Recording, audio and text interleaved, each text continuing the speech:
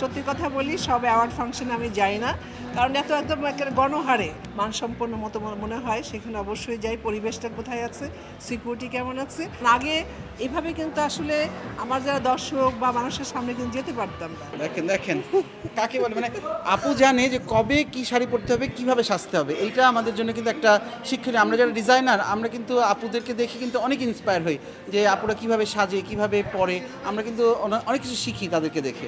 না, রোজিনা আপুকে সবসময় আমার সবকটা প্রোগ্রামে চাই, বিকজ আমার চোখে রোজিনা আপু হচ্ছে রিয়েল স্মার্ট একজন মহিলা, মানে আমাদের ফ্যাশনেবল একজন মহিলা। নায়িকা তো অনেকেই হয় কিন্তু সবাই কিন্তু স্মার্ট হয় না।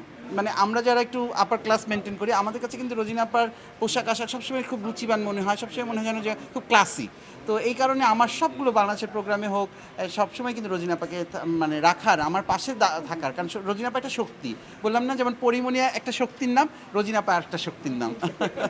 প্রোগ্রামটা কী ধরনের হচ্ছে, কোথায় হচ্ছে, তো ওইভাবেই কিন্তু আমি আমার ড্রেস আপ বলেন বা আমার মেন্টালিটি ওইভাবে আমি গ্রো করি আর কি, যে আমার প্রোগ্রামটা কোথায়, কার প্রোগ্রাম, তো ওইটাই ভেবেই কিন্তু আমি যাই। আজকে যেমন পিয়ালের প্রোগ্রাম, আর এই ভ্যালেন্টাইন ডে চলছে, তার এত সুন্দর একটা এটা ভ্যালেন্টাইন ডে লাভ লাভ, তো এটি ভেবেই কিন্তু আমি এসেছি যেন পিয়াল আসলেই সেও একটা লাভ বয়, লাভার বয়। তো আসলে আমি ওকে অনেক ভালোবাসি, অনেক স্নেহ করি, ও আমাকে অনেক শ্রদ্ধা করে। তা আমি ওই ভাবনা নিয়ে এখানে এসেছি। অন্য কোথাও গেলে আমি ওইভাবেই চিন্তা করি যে কোথায় অনুষ্ঠানটা হচ্ছে, কিসের অনুষ্ঠানটা হচ্ছে।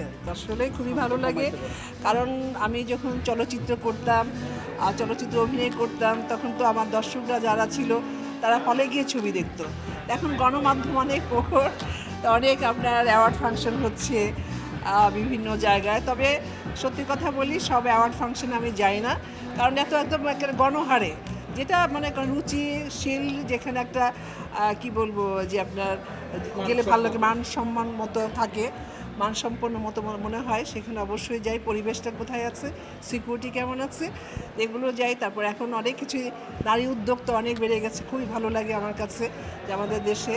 তো ওদের কোনো প্রমোশন থাকলে, উদ্বোধন থাকলে অবশ্যই সেখানে যে আমার খুব ভালো লাগে, কারণ আগে এভাবে কিন্তু আসলে আমার যারা দর্শক বা মানুষের সামনে কিন্তু যেতে পারতাম না।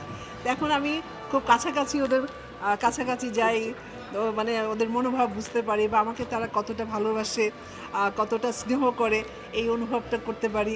এটা আমার খুবই ভালো লাগে, যার জন্য কিন্তু যাওয়াটা আর কি। ডিজাইনার হিসেবে আমি যদি আমার চোখে যদি দেখি, রোজিনা আপা একজন স্মার্ট মহিলা, একজন আধুনিক তো বলবো, স্মার্টের সাথে আধুনিক তো জড়িয়ে যায়। আর সবচেয়ে ভালো লাগে রোজিনা আপার ইমেজ, মানে আমাকে এত অ্যাট্রাক্ট করে যে রোজিনা আপা নিজের ইমেজটাকে যেভাবে ধরে রাখছে। ভাই আমি জানি না আমাদের বাংলাদেশের কতজন নায়িকা এরকম সুন্দর ইমেজ নিয়ে বসবাস করে। এইটা আমার কাছে রোজিনা আপার, মানে বললাম না, স্মার্টনেস, রোজিনা আপার ইমেজ এবং রোজিনা আপার যে ভালোবাসাটা সবার প্রতি দেয়, এই তিনটে জিনিস আমার খুব অ্যাট্রাক্ট করে। ছোটোবেলা বলতে আমি যখন ছোটো ছিলাম রোজিনা আপাও ছোটোই ছিল। ওর ভালো লাগে আমার ফিলটা।